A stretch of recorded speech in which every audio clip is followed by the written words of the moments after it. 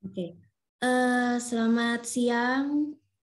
Mungkin saya mulai ya, Ya, ya boleh, Dokter. Ya, boleh Bu. saya langsung mulai.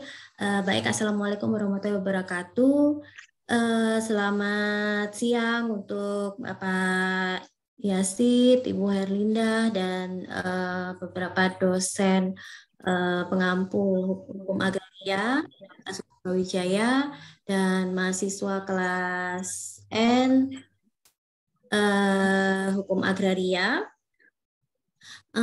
Perkenalkan, nama saya Angga, Pak. Saya dosen pengajar untuk hukum agraria kelas N yang bertindak selaku moderator hari ini. Eh, jadi lalu untuk mempersingkat waktu, silakan. Tema hari ini adalah ini ya. Sebentar. Tema hari ini, topik hari ini. Perolehan hak. Oke, perolehan hak atas tanah di Malaysia. Betul? Ya, ya benar, benar Bu. Bu Baik. moderator. Ya. Baik, silakan dimulai Pak Dr. Yasid untuk menjelaskan agar mahasiswa. Bismillahirrahmanirrahim. Terima kasih kepada Ibu moderator, Dokter. Uh, saya sebut namanya Anggreni. Angga. Angga. Anggar. Ya. Anggar. Ibu Anggar. Assalamualaikum dan selamat sejahtera kepada Bu Dr. Linda dan para dosen untuk dosen hukum agraria dan juga para mahasiswa dan mahasiswi ya. Hari ini saya akan menyambung siri yang keempat. Okey, perbincangan kita ataupun pembentangan ini adalah berkaitan dengan perolehan hak atas tanah di Malaysia. Okey, izinkan saya share screen ya.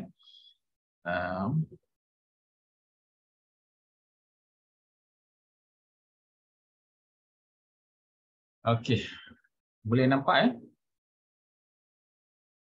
Boleh nampak ya, Bu? Ya, sudah. Okey. Untuk kali ini pembentangan yang kali keempat ini adalah berkaitan dengan perolehan hak atas tanah di Malaysia.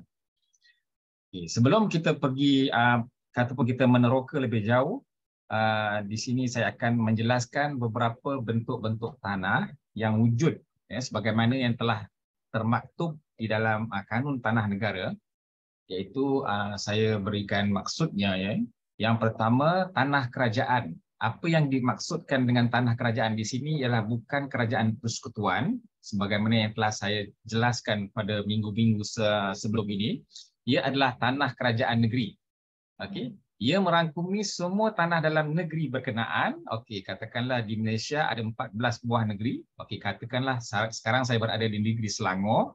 Okey, semua tanah di negeri Selangor adalah di bawah kuasa kerajaan negeri Selangor. Jadi merangkumi semua tanah dalam negeri berkenaan termasuk sebanyak mana dasar mana-mana sungai, tepi pantai dan dasar laut yang termasuk dalam wilayah negeri itu atau batas perairan wilayah selain daripada tanah milik, tanah lombong, tanah rizab dan tanah hutan. Okey, ini yang dimaksudkan dengan tanah kerajaan. Apa yang dapat kita simpulkan ialah segala tanah yang ada di kerajaan ataupun di kerajaan negeri tersebut adalah di bawah kuasa negeri tersebut. Apakah yang dimasukkan dengan tanah lombong? Tanah lombong, saya di sini di Indonesia saya pun dipanggil tanah lombong juga, ya Bu. Itu biji timah, Apa itu? tanah Oh, lombong untuk untuk tambang. dapat. Ya. Okey. Di sini Oke. dipanggil tanah lombong. Ialah mana-mana tanah, mines. Ialah mana-mana tanah yang telah diberi atau dikeluarkan pajakan melombong atau sijil melombong di bawah mana-mana undang-undang bertulis mengenainya yang sedang berkuat kuasa. Okey, jadi kalau di sini sekiranya di Selangor dijumpai suatu tanah yang berpotensi yang ada galian apa kita panggil sebagai biji timah. Okey, jadi perlu mendapatkan permit ataupun sijil melombong. Okey, di negeri tersebut. Okey, selain daripada itu tanah reserve. Tanah reserve ialah tanah yang direservekan untuk maksud awam.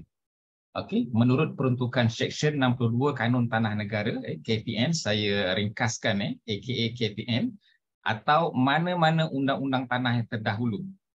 Okey, jadi apa sahaja tanah yang direservekan. Maksudnya kalau tanah reserve sungai. Okey, tanah reserve tadahan air untuk keperluan minuman ataupun keperluan rakyat. Okey, tanah reserve jalan raya, tanah reserve untuk pembangunan dan sebagainya. Okey, maksudnya ialah yang direservekan untuk maksud awam. Okey. Yang keempat, reserve hutan. Ialah mana-mana tanah yang direservekan sebagai hutan di bawah Akta Perhutanan Negara 1984. Itu yang dimaksudkan sebagai reserve hutan. Okey. Jadi kita akan terus pergi kepada topik kita pada hari ini, iaitu perolehan hak atas tanah di Malaysia. Okey, di Malaysia adalah di bawah kerangka Perlembagaan Persekutuan. Apa sahaja berkaitan dengan hak-hak di dalam negeri ataupun persekutuan adalah di dalam perlembagaan. Termaktub di dalam Perlembagaan Persekutuan, kerana Perlembagaan Persekutuan merupakan undang-undang tertinggi, undang-undang paling tinggi di Malaysia. Jadi hak memperoleh tanah atau harta telah dijamin dan dipelihara oleh Perlembagaan Persekutuan melalui perkara 13, 1 dan 2. Okey, perkara 13.1 memperuntukkan tiada seorang pun boleh dilucutkan hartanya kecuali mengikut undang-undang. Okey, bermakna dipelihara hak individu yang secara sah, melainkan mengikut undang-undang. Boleh dilucutkan melainkan mengikut undang-undang. Contohnya sekiranya seseorang yang sudah bankrupt, diisytiharkan muflis, maka hartanya akan disita mengikut undang-undang. Selagi ia tidak termasuk dalam kategori boleh dilucutkan, maka hak warga negara terhadap harta akan dijamin oleh Perlembagaan Persekutuan. Okey, dalam perkara 13.2 pula memperuntukkan tiada undang-undang boleh memperuntukkan pengambilan atau penggunaan harta dengan paksa dengan tanpa pampasan yang memadai. Okey, maksudnya apa yang boleh difahami secara tersirat di sini, tanah atau harta tersebut boleh diambil oleh kerajaan, tetapi hendaklah dengan pampasan yang memadai. Sekiranya kerajaan tidak berniat untuk mengambil harta atau tanah tersebut, maka tanah itu tetap dijamin dan dipelihara untuk individu yang empunya kepada harta tersebut. Tetapi sekiranya kerajaan ada intention untuk pengambilan tanah bagi maksud awam, maka kerajaan boleh mengambil ataupun menggunakan harta tersebut, tetapi perlulah dengan pampasan yang memadai. Biasanya kalau di Malaysia, kalau pengambilan tanah, ia akan menggunakan Akta Pengambilan Tanah 1960. Okay. Seterusnya, okey, kaedah memperoleh hak atas tanah. Kaedah memperoleh hak atas tanah boleh dirangkumkan, kita boleh simpulkan di sini melalui dua kaedah, iaitu pertama kaedah pelupusan, okey, yang kedua kaedah urus niaga. Kaedah urus niaga. Kaedah pelupusan dan kaedah urus niaga. Okay.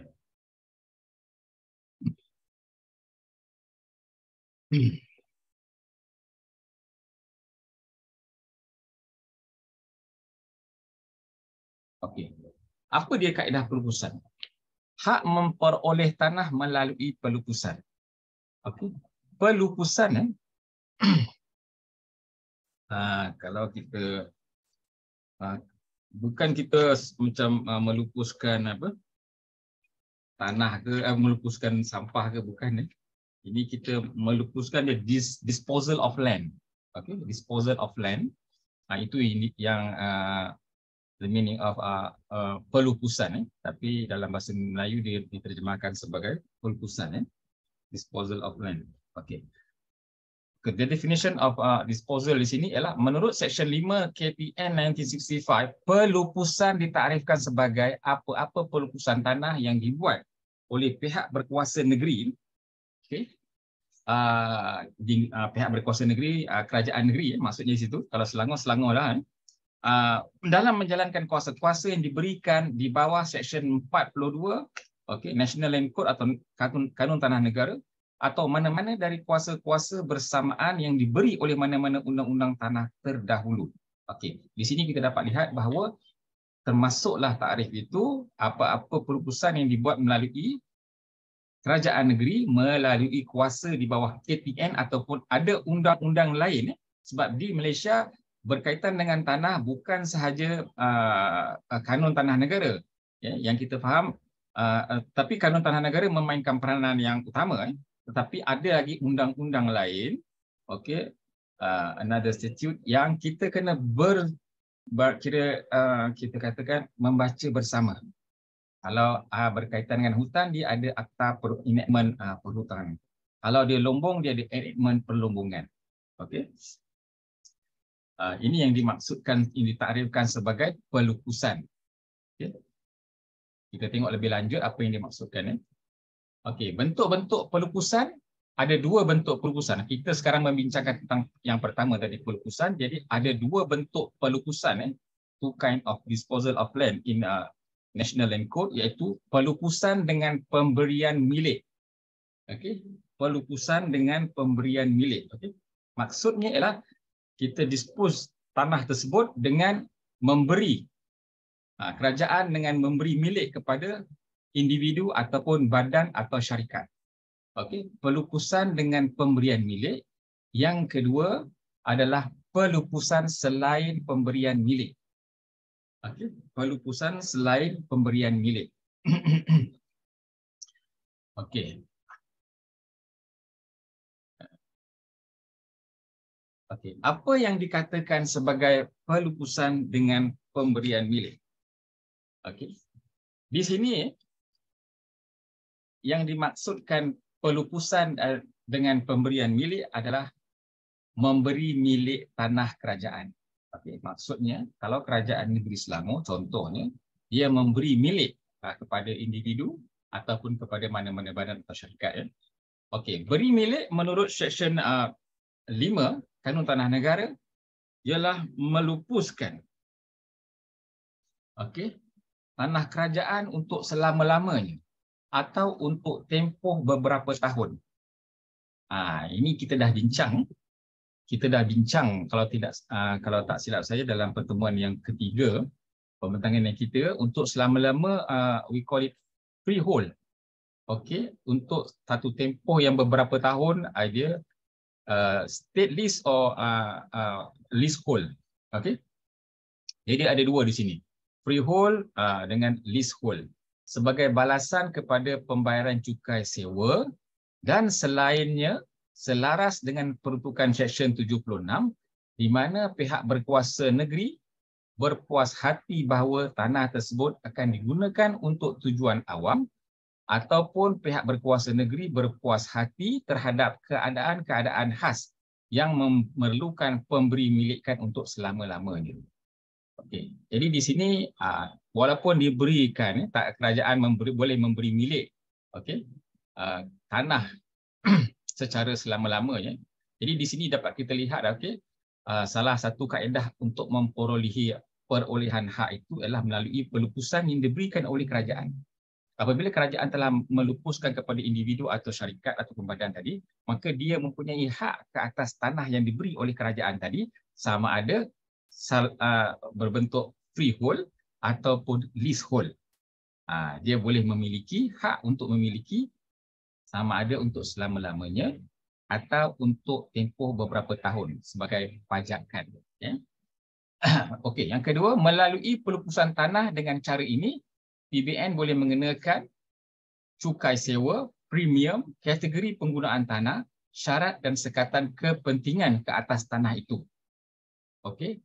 Jadi di sini kerajaan negeri melupuskan pemberian milik kepada individu. Jadi individu tersebut memperoleh hak ke atas tanah tadi, tetapi kerajaan negeri boleh mengenakan cukai sewa kalau dalam bentuk pajakan, premium sekiranya untuk menukar kategori tanah, penggunaan tanah daripada kategori pertanian kepada bangunan atau residen atau kepada kategori industri, syarat dan sekatan kepentingan ke atas itu. Jadi PBN juga boleh mengenakan syarat dan sekatan kepentingan. Contohnya, kalau syarat itu adalah tanah pertanian, maka ia tidak boleh membuat rumah berbentuk kekal di situ.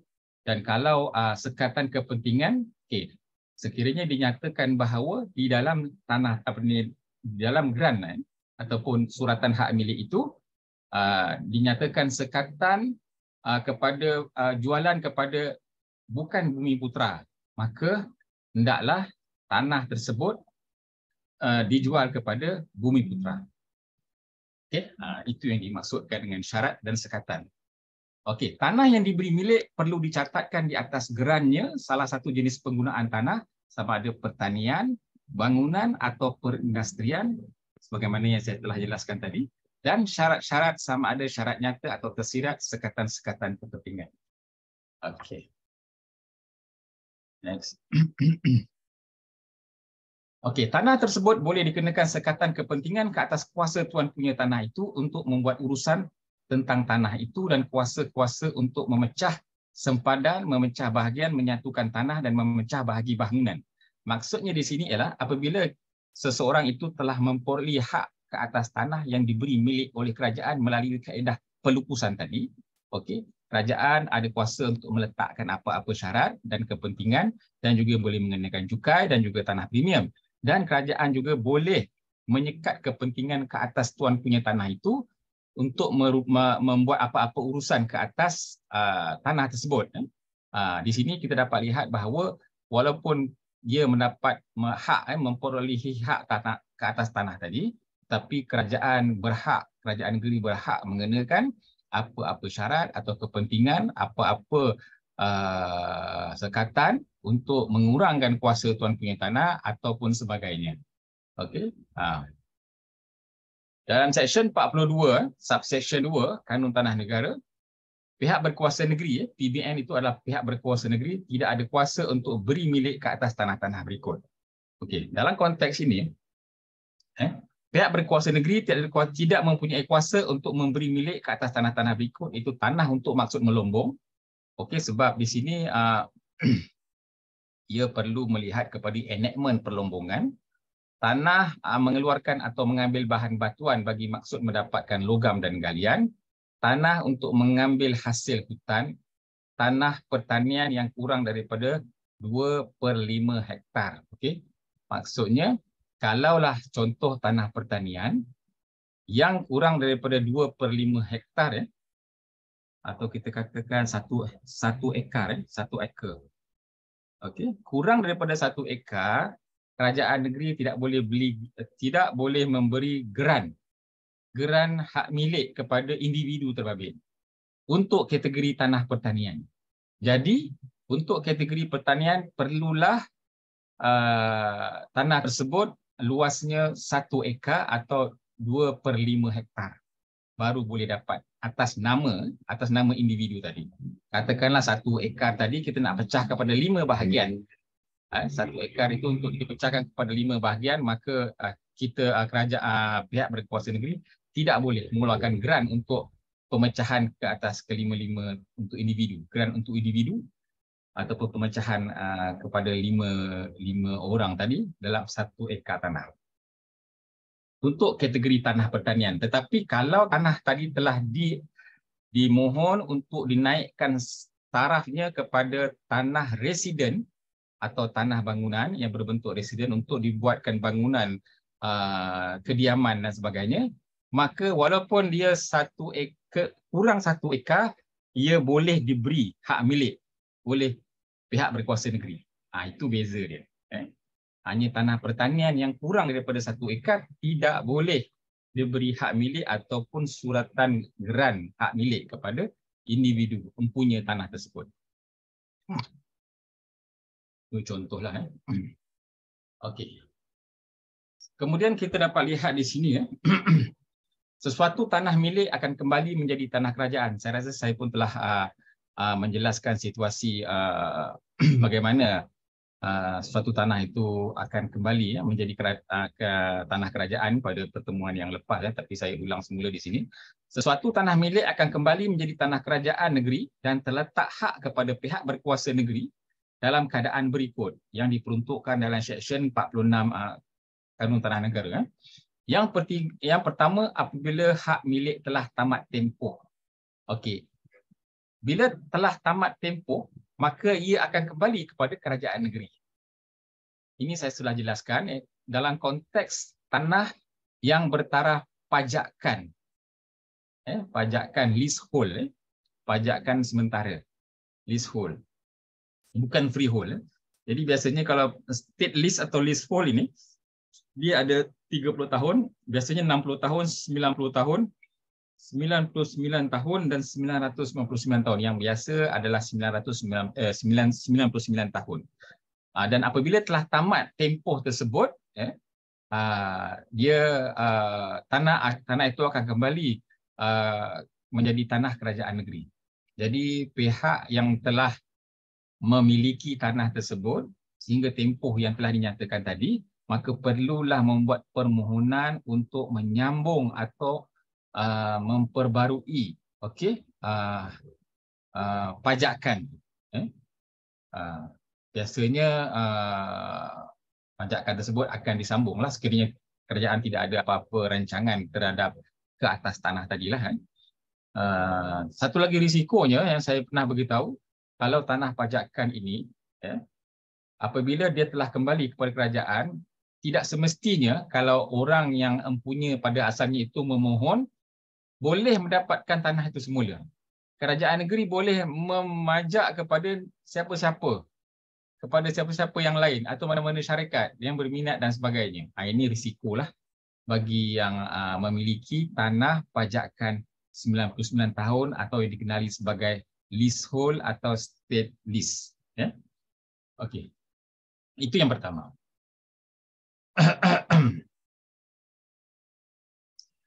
Okey. Yang kedua, setelah pewartaan di bawah Seksyen 130 Kanun Tanah Negara, di dalam warta kerajaan, iaitu notis perampasan kerana tidak membayar cukai, sebagaimana seksyen diperuntukkan dalam Seksyen 100 Kanun Tanah Negara, atau perlanggaran syarat sebagaimana dalam Seksyen 129 Kanun Tanah Negara.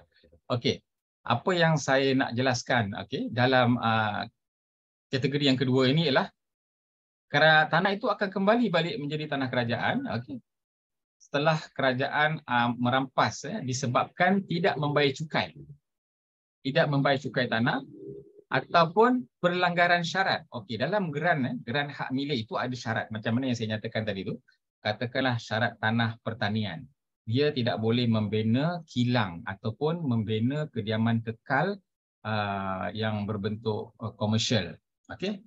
Tapi disebabkan pihak empunya tanah merasakan tanah tadi dia berhak melakukan apa sahaja tanpa melihat kepada syarat yang ada di tanah tersebut, maka di sini kerajaan negeri atau pihak berkuasa negeri PBN boleh merampas ataupun mengambil semula tanah tersebut dan dia akan menjadi tanah kerajaan negeri semula. Yang ketiga, tuan punya tanah meninggal dunia. Tuan punya tanah meninggal dunia tanpa meninggalkan waris.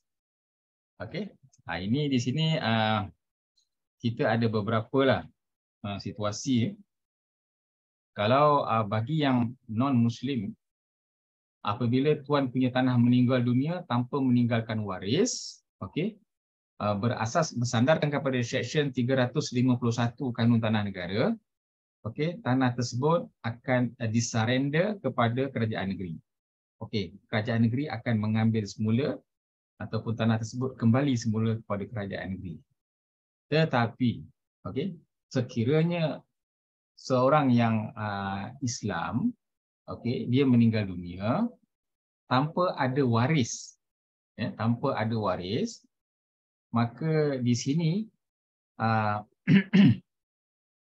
pihak Baitul Mal, pihak Baitul Mal negeri di bawah Majlis Agama Islam Negeri, kalau Selangor, Selangor lah, Majlis Agama Islam Negeri, boleh mengambil tanah tersebut sebagai hak milik bagi pihak orang Islam di negeri Selangor. Ini ada sedikit perbezaan. Okey.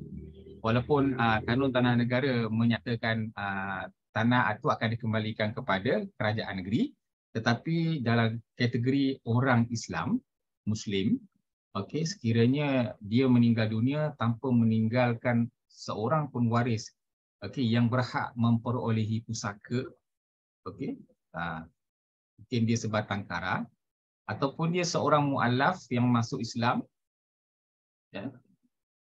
kemudian dia meninggal dunia dan dia mempunyai rumah ataupun tanah, maka di sini biasanya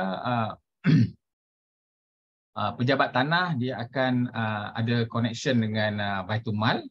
Dia akan memberitahu Baitul Mal dan Baitul Mal akan membuat permohonan untuk mendapatkan tanah tersebut supaya tanah tadi ataupun rumah tadi dimiliki oleh Baitul Mal di bawah Majlis Agama Islam Negeri. Itu beza dia lah. Okey. Yang keempat, tuan punya tanah meninggalkan dan tidak mengusahakan tanahnya selama 7 tahun kebelakangan. Okey. Apabila tuan punya tanah, tapi itulah biasanya memang in reality enforcement tak berlaku lah. Lalunya tanah tadi tu mungkin dah 70 tahun pun mungkin ada, ataupun mungkin 17 tahun, 27 tahun pun tak usaha pun masih lagi orang tu punyalah, maksudnya kerajaan negeri tak ambil pun.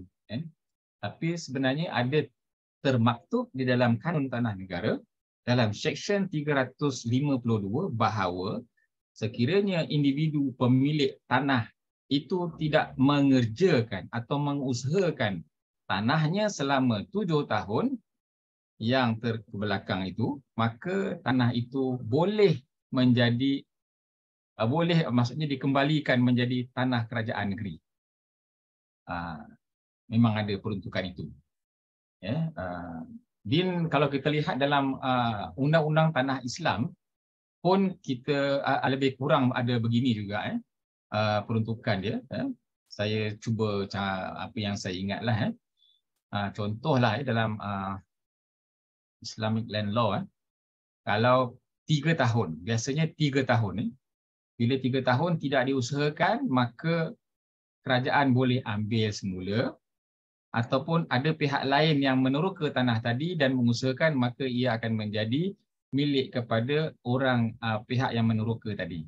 Dengan syarat dia dalam masa 3 tahun dia tidak mengerjakan tanah tersebut.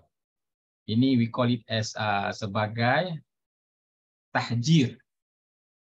Terms in Islamic Land Law, tahjir. Kalau mengusahakan dinamakan sebagai ihya'ul mawad. Okey, dia mengusahakan tanah. Okey. Dalam Islam pun ada similarities dekat situ. Okey, yang kelima, tuan punya tanah menyerah balik tanahnya kepada PBN. Ini ada diperuntukkan, termaktub dalam Seksyen 199 Kanun Tanah Negara. Okey, maksudnya the owner of the land, dia menyerahkan, dia maksudnya dia tak nak tanah tadi, dia serahkan balik kepada pihak berkuasa negeri. Tapi benda ni, perkara ni jarang berlaku lah. Jarang berlaku. Biasanya jaranglah nak serah balik kepada pihak berkuasa negeri. Melainkan akan ada projek yang akan diambil oleh kerajaan ataupun tempoh telah tamat. Biasanya begitulah keadaan yang membolehkan tanah tadi kembali menjadi tanah kerajaan negeri. Tapi kalau ada, memang kita kata agak jarang lah untuk menyerah balik tanah kepada kerajaan. Okey, tapi ada satu situasi di mana ada individu yang menyerah balik tanahnya kepada kerajaan untuk tujuan wakaf. Okey. Dalam konteks di Malaysia, okey. Kalau di Indonesia ada KHS dia untuk bab wakaf. Untuk buku 3 apa saya kalau tak silap dah di Indonesia dia ada, dan juga ada peruntukan lain lah tapi ada dinyatakan di situ. Di Malaysia pun ada tetapi tidak termasuk dalam persekutuan ni, dia di kerajaan negeri. Dia ada dipanggil sebagai enactment wakaf negeri-negeri, negeri Selangor, negeri Perak macam tu. Okey. Jadi untuk wakaf ini dalam kategori untuk pendaftaran registration wakaf ini ada tiga method. Salah satu method ialah surrender of title, okey, kepada kerajaan negeri. Okey, dia surrender of title kepada kerajaan negeri, kemudian kerajaan negeri ambil tanah tersebut, tetapi dia ada kuasa untuk tidak menjadikan tanah itu tanah wakaf, tetapi boleh digunakan untuk kemudahan awam yang lain. Ini risiko. Tu salah satu metod lah. Ada dua lagi metod yang lebih selamat lah, supaya niat pewakaf itu dapat direalisasikan. Okey, itu yang kelima. Dan yang keenam adalah tanah menjadi dasar laut atau sungai akibat hakisan. Okey, Section 49 Kanun Tanah Negara. Okey. Dalam konteks saya mungkin di Indonesia peraturan atau undang-undang hukum di Indonesia mungkin sedikit berbeza ataupun mungkin ada persamaan tapi di Malaysia kalau tanah di tepi pantai ataupun di tepi sungai sekiranya berlaku hakisan secara semula jadi, okey, maka tanah tersebut akan kembali menjadi tanah kerajaan negeri. Dan kita pun ada mendapat berita sebab apa, kita ada apa, kronik iklim sekarang ni, air semakin tinggi di laut dan mungkin akan menyebabkan beberapa daerah kawasan di pesisiran akan hilang dari peta. Malaysia pun sama akan hadapi situasi itu. Mungkin ada beberapa tempat akan tidak ada lagi di Malaysia, dia akan ditenggelami oleh air. Harap-harap tak tenggelam semualah kata. Okey, ini dia tanah yang potensi sesuatu tanah milik itu akan kembali menjadi tanah kerajaan. Walaupun dia telah pada asalnya dia telah memperolehi hak ke atas tanah tersebut. Okey? Walaupun pada asalnya dahulu dia memperolehi hak ke atas tanah tersebut, tetapi hak itu akan hilang dan menjadi tanah kerajaan negeri semula apabila ada salah satu daripada 6 perkara ini. Okey.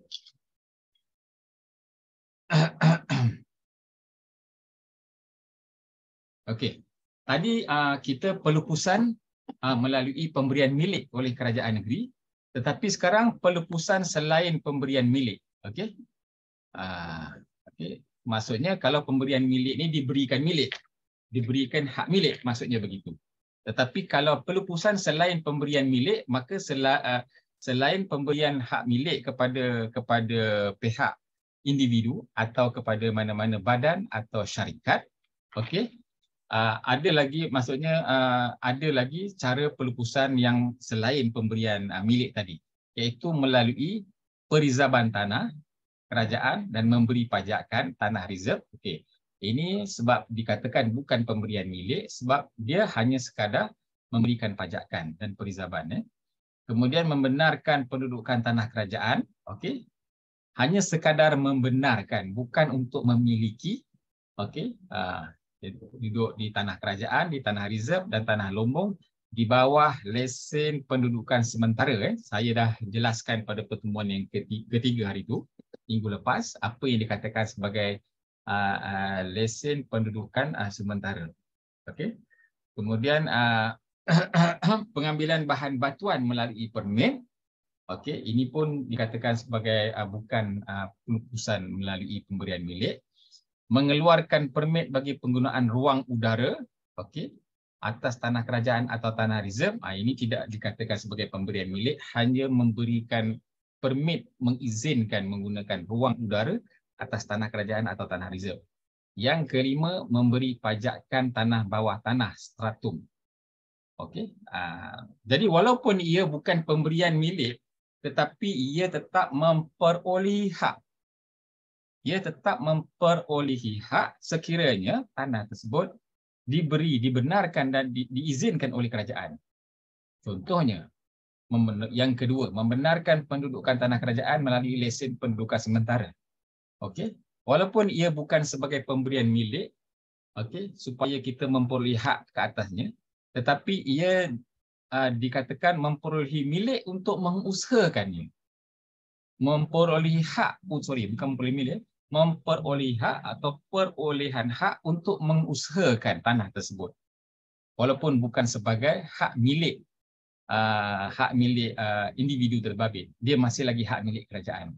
Tetapi dia dibenarkan atau dia mempunyai hak, dia memperolehi hak untuk mengusahakan tanah tersebut selaras atau sejajar dengan syarat-syarat yang dikenakan di bawah lesen pendudukan sementara. Okey. Begitu juga dengan pengambilan bahan batuan melalui permit. Okey. Dia memperolehi hak untuk mengambil bahan batuan. Okey. Melalui permit yang dikeluarkan oleh pihak kerajaan negeri. Memberi pajakan tanah bawah tanah atau stratum. Okey. Di sini dia memperolehi hak untuk menggunakan tanah bawah tanah tadi atas dasar pajakan daripada kerajaan negeri. Okey, ada diuraikan di setiap satu tu. Okay, kita terus pergi kepada yang pertama, perizaban tanah kerajaan. Okey. Ini pemberian milik, pelupusan selain pemberian milik. Jadi pelupusan untuk memperolehi hak melalui perizaban tanah kerajaan. Okey. Jadi di sini, apa yang dimaksudkan di sini ialah PBN boleh mereservekan mana-mana tanah yang kedua tu untuk maksud awam melalui pemberitahuan dalam warta kerajaan. Okey, jadi pihak berkuasa memberi pajakan, PBN berkuasa memberi pajakan keseluruhan atau sebahagian tanah reserve untuk satu tempoh yang tidak melebihi 21 tahun.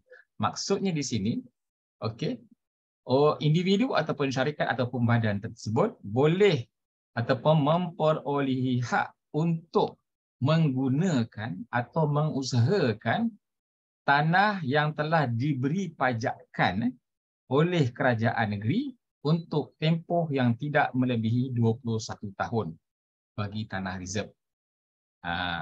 Okay. Kemudian pajakan yang diberikan oleh pihak berkuasa negeri biasanya tertakluk kepada syarat nyata tertentu yang ditetapkan oleh pihak berkuasa. Okey, pihak berkuasa negeri dan tertakluk kepada peruntukan lain yang ditetapkan semasa pajakan itu dibuat. Kemudian pihak berkuasa negeri mempunyai kuasa untuk membatalkan keseluruhan atau sebahagian tanah yang telah direservekan untuk maksud awam pada bila-bila masa setelah diwartakan dan siasatan telah dibuat oleh pengarah tanah negeri. Okay. Di sini, walaupun individu, badan ataupun syarikat tersebut memperolehi hak melalui pajakan tanah reserve tadi, tetapi kerajaan negeri boleh membatalkan keseluruhan atau sebahagian tanah yang telah direservekan tadi, okey, setelah satu siasatan dibuat, mungkin atas asas kepada keperluan awam ataupun projek-projek kerajaan dan sebagainya. Tetapi ini adalah salah satu bentuk perolehan hak oleh pihak-pihak tadi ke atas tanah kerajaan melalui perizaban tanah kerajaan. Okey. Kemudian pendudukan di bawah lesen pendudukan sementara. Pendudukan di bawah lesen pendudukan sementara. Sekejap.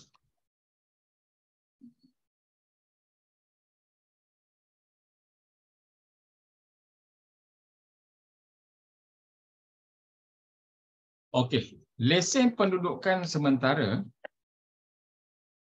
ialah suatu kebenaran yang diberikan oleh pihak berkuasa negeri kepada mana-mana orang atau badan untuk melakukan sesuatu aktiviti ke atas tanah tersebut. Ya. Lesen pendudukan sementara tersebut, TOL, Temporary Occupation Licenses. Jadi dia adalah satu lesen atau berbentuk kebenaran atau keizinan daripada pihak berkuasa negeri, okey, kepada mana-mana individu atau badan atau syarikat untuk melakukan aktiviti atau mengusahakan tanah tadi. Sebab jika tanpa kebenaran melalui lesen pendudukan sementara ini, maka pelaku itu dianggap sebagai menceroboh atau penceroboh. Okey, dan boleh dikenakan hukuman lah.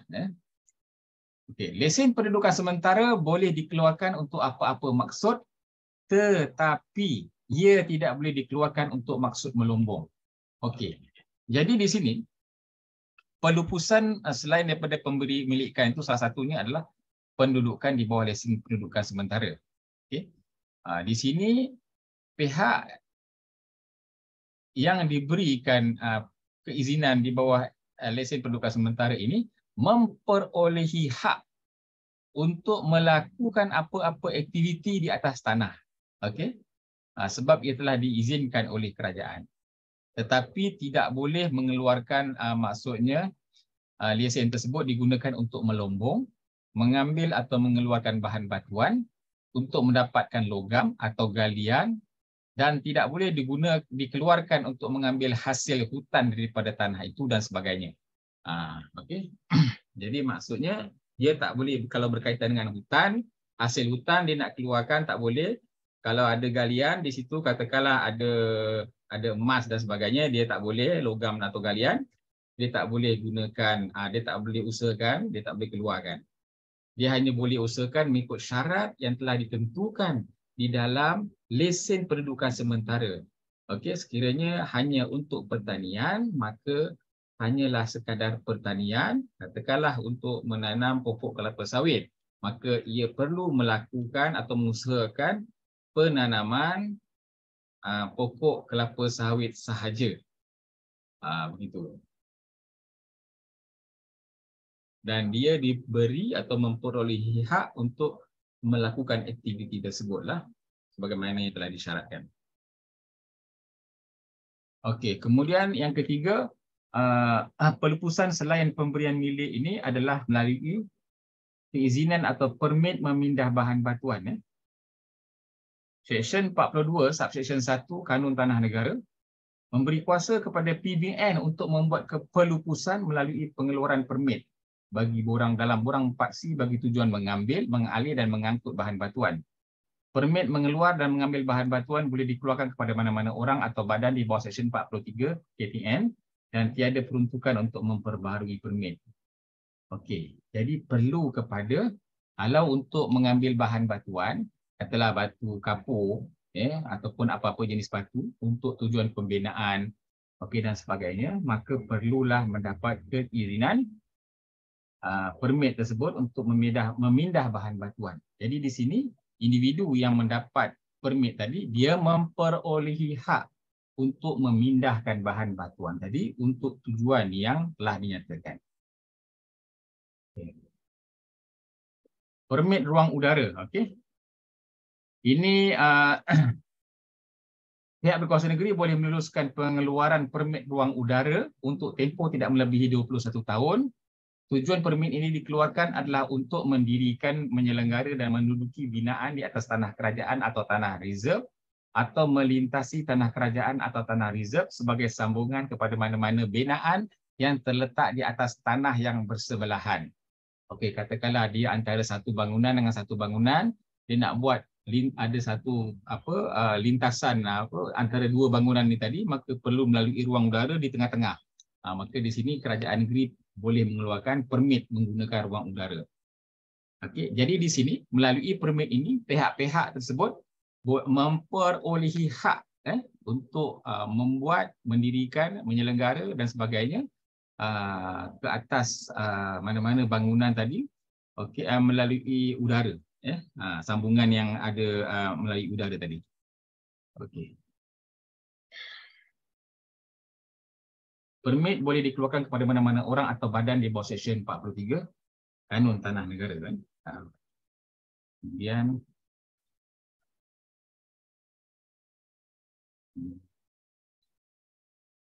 okey, pemberian pajakan tanah bawah tanah, stratum. Okey, biasanya stratum ni contohnya macam kalau kita nak buat MRT bawah tanah, kereta api bawah tanah, perlu kepada concern ataupun kebenaran daripada kerajaan negeri. Okey. Okey, pemberian pajakan tanah bawah tanah. Di sini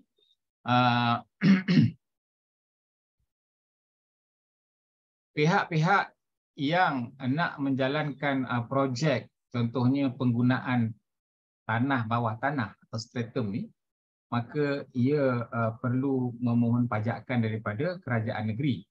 Okey, jadi mereka yang memperolehi pajakan ini adalah memperolehi hak untuk melaksanakan apa-apa projek ataupun pengusahaan terhadap tanah bawah tanah tadi. Okey. Okey, di sini melalui peruntukan Kanun Tanah Negara Pindaan 1989, PBN boleh memberi milik suatu stratum tanah bawah tanah, iaitu tanah yang terletak di bawah permukaan bumi, di bawah mana-mana tanah negeri atau mana-mana tanah beri milik. Okey, biasanya begitulah dia nak buat jalan kereta api bawah tanah. Biasanya dia akan perlu memohon pajakan tanah bawah tanah, itu stratum. Di dalam memberi milik tanah bawah tanah atau stratum ini, PBN boleh menentukan kedalaman dan sempadan-sempadan. Okey, di sini adalah sempadan yang diperincikan ataupun kedalaman yang diperlukan, menentukan penggunaan atau penggunaan yang berlainan. Syarat-syarat tanah bawah tanah tertakluk yang mana-mana syarat ini boleh disesuaikan untuk penggunaan atau penggunaan itu. Okey, yang difikirkan berpatutan oleh PBN. Sekarang ni memang banyak projek-projek yang berkaitan dengan pajakan tanah, berkaitan dengan tanah bawah tanah ni. Saya rasa di Indonesia pun sama kan. Okey. Ini hak dan kuasa pelepasan tanah mengikut Kanun Tanah Negara. Sesuatu pengurniaan hak oleh PBN kepada individu atau sesuatu badan terhadap tanah, hartanah atau sumber asli di mana ketiadaan hak sedemikian itu seseorang yang melakukan sesuatu di atas tanah itu dianggap menceroboh atau mencuri. Jadi di sini perlulah mendapat keizinan daripada PBN untuk memperolehi hak tadi. Okey, sekiranya dia tidak mendapat keizinan, maka ia tidak diberi perolehan hak untuk melaksanakan apa sahaja ke atas tanah ataupun hartanah ataupun sumber asli dan dikira sebagai menceroboh.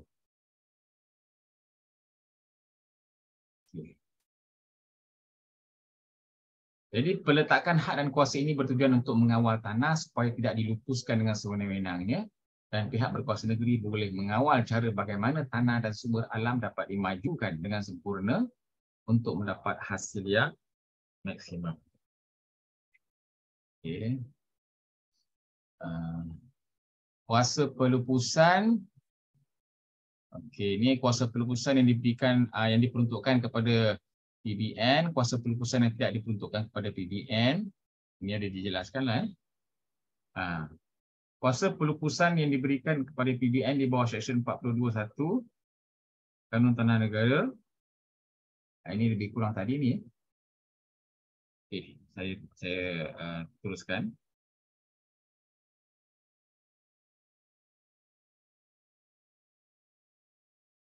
Okay, ini pun sama, lebih kurang sama. Okey. Satu lagi tadi melalui pelupusan perolehan hak atas tanah di Malaysia ni pertama melalui pelupusan. Okey, saya dah jelaskan secara agak panjang lebar. Okey, kemudian adalah melalui urus niaga. Urus niaga. Okay. Apa yang dimaksudkan dengan urus niaga?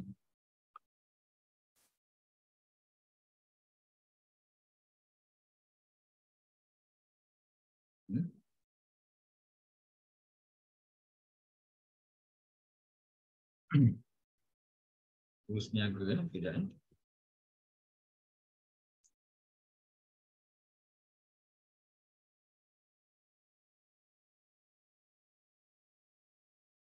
Okay, we call it dealings, dealings. National dalam in national language, dealings. Definisi urus niaga Seksyen 5 Kanun Tanah Negara 1965 mentafsirkan urus niaga sebagai apa-apa transaksi berkenaan dengan tanah beri milik yang dikuatkuasakan di bawah kuasa-kuasa yang diberi oleh Division 4 dan apa-apa transaksi yang serupa yang dikuatkuasakan di bawah peruntukan mana-mana undang-undang tanah terdahulu tetapi tidak termasuk mana-mana caveat atau perintah larangan. Okey, sebab caveat dan perintah larangan ini adalah restriction for dealings. Dia bukan dealings. Dia adalah sekatan untuk urus niaga, bukannya urus niaga. Okey, 4 jenis urus niaga sahaja yang diiktiraf dalam National Land Code atau Kanun Tanah Negara. Yang pertama adalah pindah milik, ini transfers. Yang kedua adalah pajakan dan sewaan, leases dan tenancies. Yang ketiga gadaian dan lien, charges and liens. Dan yang keempat easement. Easement. Okey, easement. Saya rasa sama kot di Indonesia. Okey, yang pertama hak pindah milik atau transfer. Okey, di sini perolehan hak melalui pindah milik. Okey. Pindah milik adalah satu proses untuk menukar nama pemilik berdaftar di dalam suratan hak milik. Okey, katakanlah seseorang itu melalui dia pemberian. Dia nak memberi A nak memberi tanah kepada B. Okey. Apabila A nak memberi tanah kepada B, maka berlakulah perlu melakukan transaksi pindah milik. Urus niaga dipanggil transaction, pindah milik. Di sini perlu melalui beberapa prosedur-prosedur yang tertentu. Okey. Yang paling utama hendaklah mengisi borang 14A. Dipanggil borang 14A ni untuk melakukan pindah milik. Begitu juga kalau berlaku jual beli. Jual beli tanah untuk pindah milik. Okey, katakanlah ada kontrak nak menjual rumah atau tanah. Jadi dia katakanlah tanah tadi dia perlu melakukan mengisi borang 14A selain daripada sales and purchase agreement dan sebagainya. Termasuklah borang 14A. Jadi di sini orang atau badan atau syarikat tersebut akan memperolehi hak ke atas tanah tadi melalui transfer sendiri, melalui pindah milik.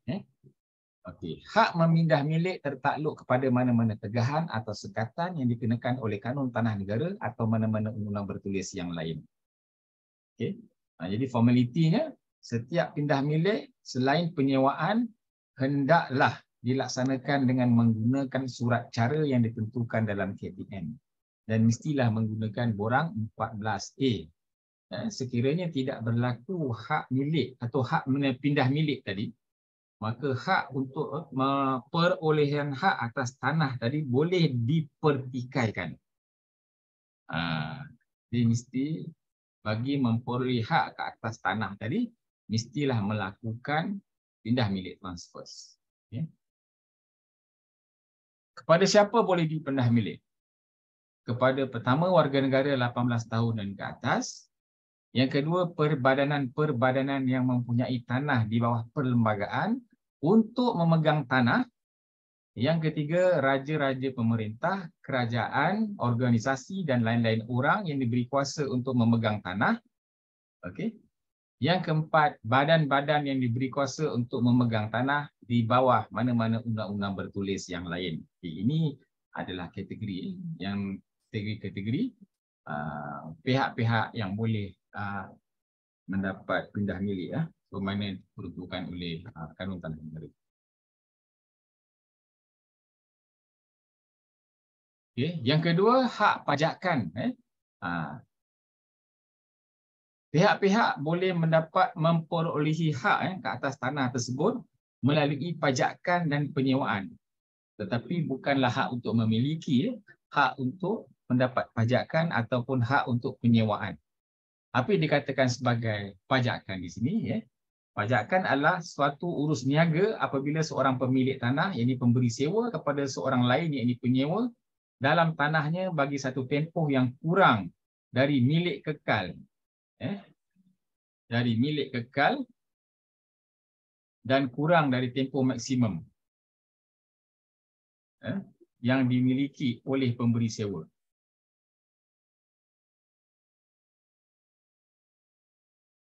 Maksudnya di sini seorang pemilik tanah tadi boleh memberi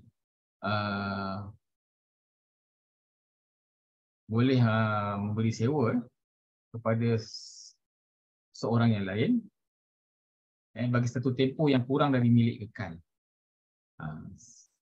dan kurang dari tempoh maksimum yang dimiliki oleh pemberi sewa. Sebab apa? Ada ketikanya penyewa tadi dia menyewakan pula kepada orang lain. Dibenarkan. Jadi mestilah orang yang menyewa daripada penyewa itu pula kuranglah dia punya tempoh tu. Takkan dia nak melebihi tempoh yang pemberi sewa kan? Okey. Menurut Seksyen 5, apa dikatakan sebagai pajakan atau pajakan kecil? Pajakan adalah merupakan pajakan atau pajakan kecil sublis ke atas satu tanah beri milik yang mendaftar. Okey. Pajakan ataupun sewaan ini, pemilik harta memberikan kuasa memegang yang sepenuhnya kepada seseorang lain ke atas tanah yang dimiliki dengan syarat-syarat yang telah ditentukan dan dipersetujui oleh kedua-dua pihak. Ciri-cirinya, pajakan mestilah untuk tempoh melebihi 3 tahun. Pajakan ke semua tanah, tempoh maksimal ialah 99 tahun. Ada negeri yang memberikan 999 tahun. Pajakan sebahagian tanah, tempoh maksimal ialah 30 tahun. Dan formalitinya perlulah melalui mengisi borang 15A. Ini untuk pajakan, hak memperolehi ke atas tanah dalam bentuk pajakan atau penyewaan. Kemudian kita pergi kepada penamatan pajakan. Penamatan pajakan berlaku apabila penyerahan balik oleh penerima pajak atau penyewa dengan persetujuan pemberi pajak atau pemberi sewa. Berlakunya peredaran masa, maksudnya tempoh habis, notis yang dikeluarkan oleh pemberi sewa atau pemberi pajak, penguatkuasaan undang-undang dan pembatalan oleh pemberi pajak atau pemberi sewa. Itu penamatan pajakan. Okey, yang ketiga pemerolehan hak, memperoleh hak melalui gadaian. Hak untuk gadaian dalam konteks gadaian. Apa itu gadaian? Itu satu urus niaga apabila seorang pemilik tanah beri milik menyerahkan kepada seorang yang lain sebagai sekuriti pembayaran balik sesuatu pinjaman, annuiti atau mana-mana bayaran bertempoh. Pemilik tanah digelar penggadai manakala orang yang menerima sekuriti tersebut digelar pemegang gadaian. Gadaian tersebut hendaklah didaftarkan dan hendaklah melakukan prosedur dengan mengisi borang 16A. Gadaian juga merupakan satu bentuk perolehan hak ke atas pihak-pihak yang terbabit.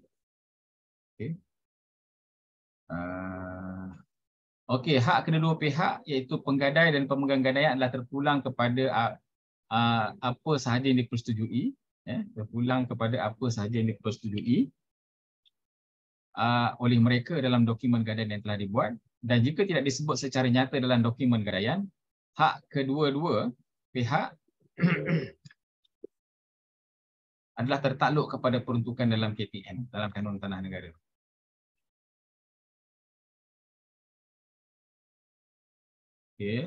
Ambil ni. Kemudian pembatalan gadaian. Pemegang gadaian telah meninggal dunia. Pemegang gadaian tidak boleh dikesan dalam persekutuan. Pemegang gadaian hilang upaya di sisi undang-undang. Pemilik berdaftar tidak dapat mengesani seseorang atau satu badan yang diberi kuasa untuk menerima bayaran bagi pemegang gadaian, dan pemegang gadaian mengelak ataupun enggan menerima bayaran daripada penggadai.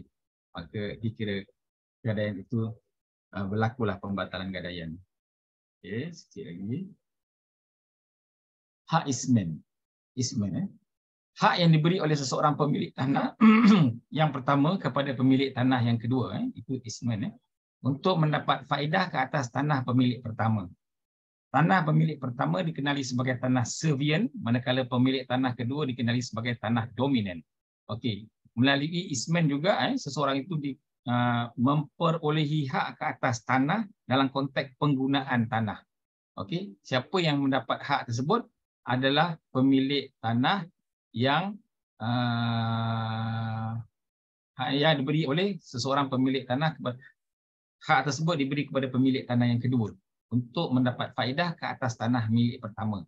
Okey, contoh ni macam ni. Katakanlah ada tanah, okey, ada jalan besar. Okey, di seberang jalan tu ada ada dua tanah yang rapat ni. Katakanlah tanah A, di belakang tanah A ada tanah B. Jadi akses untuk pergi ke jalan besar, tanah A ini perlu melalui tanah B perlu melalui tanah A untuk dia membolehkan dia pergi ke jalan besar. Okey?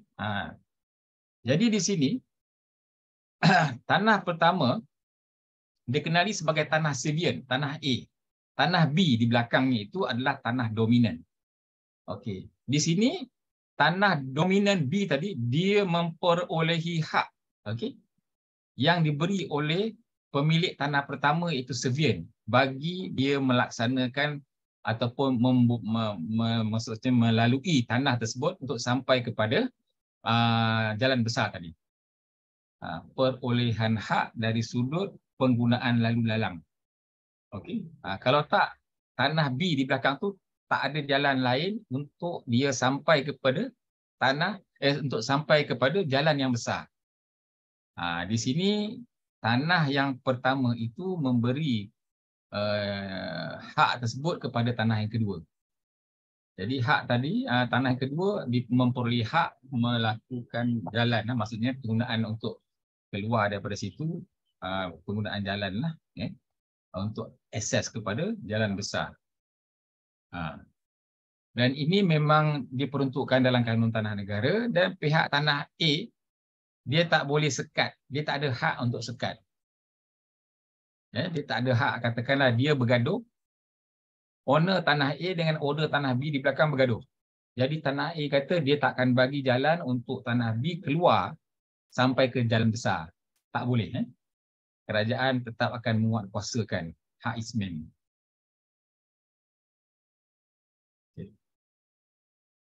Asas-asas, ciri-ciri asas ismen hendaklah ada tanah dominan dan tanah Sevian. Hak yang diberi hendaklah memberi manfaat kepada tanah dominan. Pemilik tanah dominan dan pemilik tanah Sevian hendaklah orang yang berlainan. Hak yang diberi hendaklah boleh dijadikan perkara ismi. Okey, sekian. Terima kasih. Assalamualaikum warahmatullahi wabarakatuh. Ya, waalaikumsalam. Terima kasih penjelasannya Bapak Dr. Yazid. Saya juga melihat ada saya juga tertarik ya dengan beberapa perbedaan beberapa cara untuk memperoleh hak atas tanah di Malaysia, karena kebetulan saya ini juga berprofesi sebagai notaris PPAT, Pak, notari publik. Oke, jadi ada kaitannya ya dengan pekerjaan saya.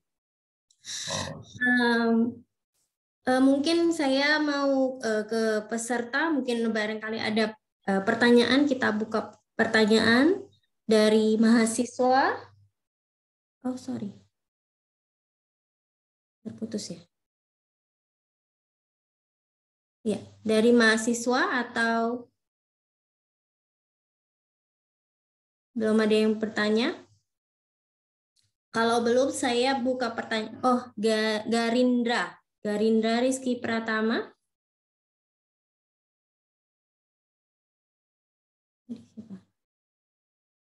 Dan Zevanya.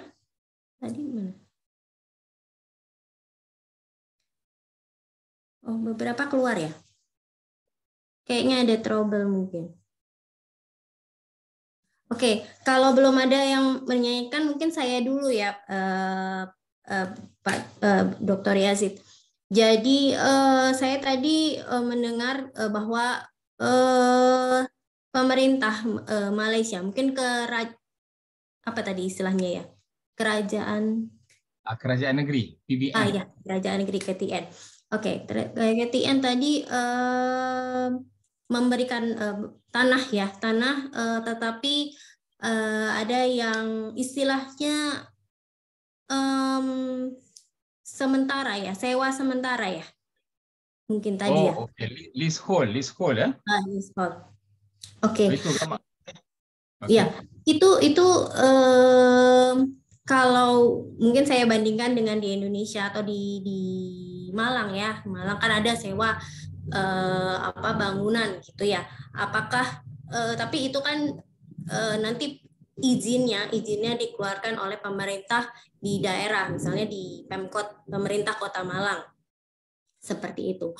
Lalu kalau di Malaysia, apakah memang semuanya terpusat oleh kerajaan atau di daerahnya distrik atau apa ya, kota-kota kecilnya punya kewenangan untuk setiap kota apakah punya pemerintahan untuk memberikan menyewakan tanah tersebut ke masyarakatnya gitu. Oke, macam ni Bu.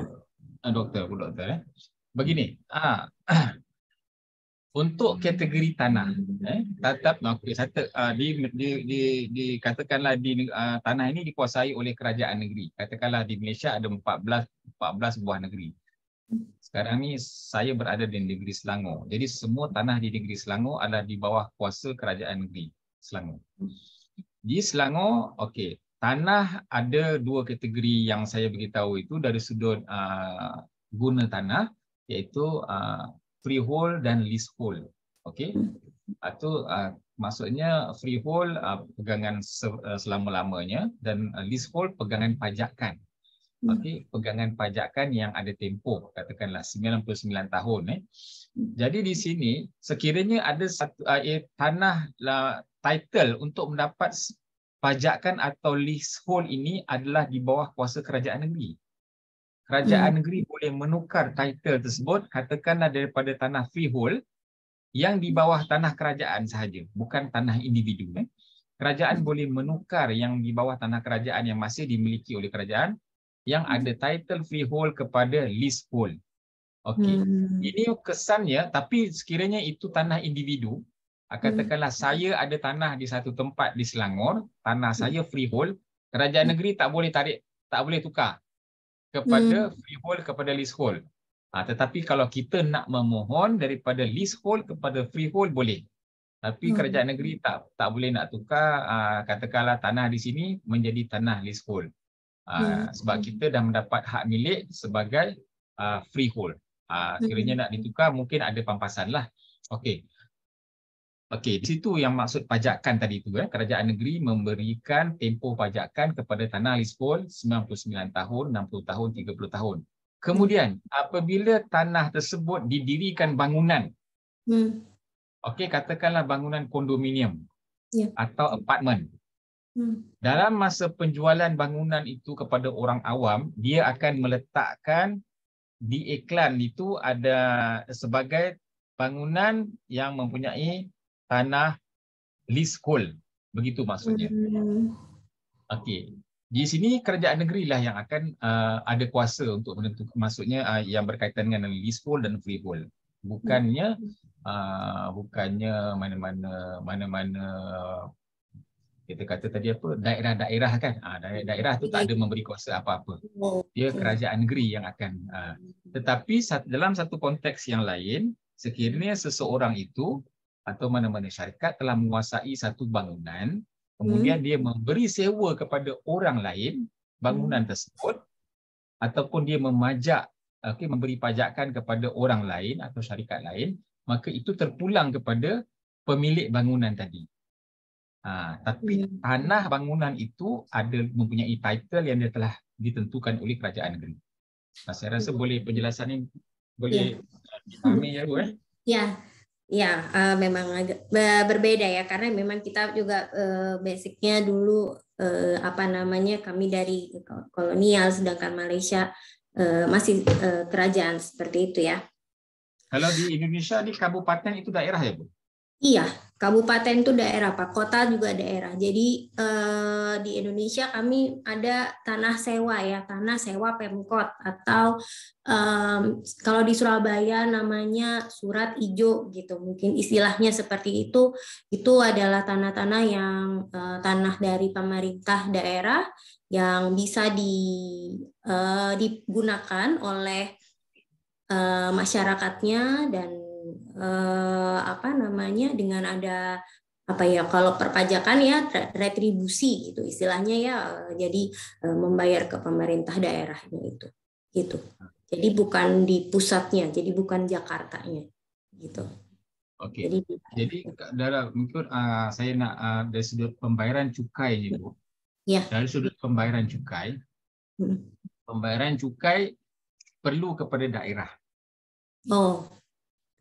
Oke, kalau di Selangor kata ada 7 daerah, macam di Kajang. Katakan sekarang saya berada di Kajang, daerah Kajang. Kajang ini terkenal dengan sate Kajang kan. Oke, katakanlah daerah Kajang. Jadi saya akan bayar cukai kepada pejabat daerah Kajang. Begitulah. Tetapi dari segi title tanah tadi adalah di bawah kuasa kerajaan negeri, bukan daerah. Ya, saya paham. Oke, lalu tadi ada masih belum ada pertanyaan sepertinya Pak. Jadi saya lanjut aja. Ini tentang ada hak milik ya, hak pemindahan tentang milik ya. Nah, tadi kan ada dengan surat cara ya yang dengan ketentuan dari KTN. Nah, itu apakah ada seperti legalnya sama seperti di Indonesia kan kami notaris dan pejabat pembuat akta tanah ya mungkin ya kalau di Indonesia seperti itu istilahnya ada suratnya untuk peralihannya pergantiannya pemilik itu. Ada Bu, sama Sebab juga di Malaysia pentingkan kepada sistem tolerance pendaftaran. Jadi sudah pasti surat cara itu perlu dilaksanakan mengikut prosedur yang tertentu. Antara prosedur penting tadi adalah melalui pengisian di borang 14A dalam konteks transfer. Okey, dan juga lain-lain lah, ada banyak lagi saya tak jelaskan lah sebab prosedur itu agak detail. Jadi saya hanya ceritakan yang lebih utama je lah. Jadi memang ada, sama di Indonesia, surat caranya, pengisian borangnya dan sebagainya, sama. Oh gitu, ya. Iya, mungkin dari yang lain siapa? Bu Herlinda, Bu Dokter Herlinda. Sepertinya tadi masih menguji, jadi. Oh tadi agak lewat ya? Iya. Tapi baguslah, saya pun baru balik daripada solat Jumaat. Iya. Di sini lewat sikit. Iya. Oke. Ini apa? Sudah kalau mahasiswa kok tidak ada ini ya. Beberapa ada yang ini sepertinya putus Zoom-nya Pak. Ini tak berapa bagus ya. Di sini pun sama. Tapi okey alhamdulillah hari ini. Iya. Ya kalau begitu dari kami sepertinya hari ini sudah tidak ada pertanyaan sih Pak Dokter. Sepertinya sepi ya. agak lebih juga. Iya mungkin panas sekali. Jadi di sini juga panas Pak. Jadi lagi kemarau. Ya kalau sudah diakhiri atau bagaimana Pak Dokter Yasin? Ya, kalau tak ada apa lagi soalan, jadi saya ingin mundur diri lah. Iya. Jadi saya berterima kasih kepada Ibu Moderator kita, kepada Bu Dr. Herlinda dan juga para dosen serta kepada mahasiswa dan mahasiswi Universitas Brawijaya dalam Departemen Hukum Agraria lah. InsyaAllah kalau tak ada apa aral, kita akan berjumpa mungkin di pertemuan yang terakhir. Ada lagi satu tajuk. Di tanggal 5. Tanggal 5 insyaAllah ya Pak ya. Ya insyaAllah. Jadi saya dengan itu meminta izin untuk mengundur diri lah.